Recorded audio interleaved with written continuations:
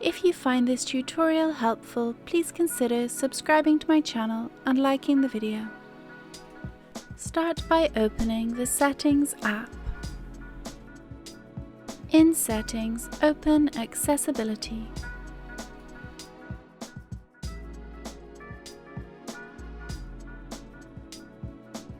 In the Accessibility options, scroll down and open Touch Settings.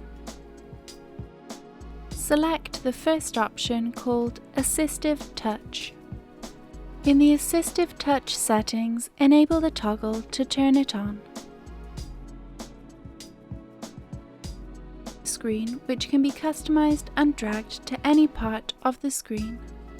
Tap the single tap option to choose what happens when you tap the button. Select Home from the options. Now, whenever you tap that button, it will bring you to the home page of your iPhone. Double tap, long press, and 3D touch the Assistive Touch button.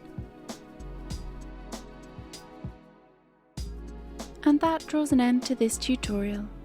Please like the video if you found it helpful and subscribe to Foxy Tech Tips for more iOS tips and tricks.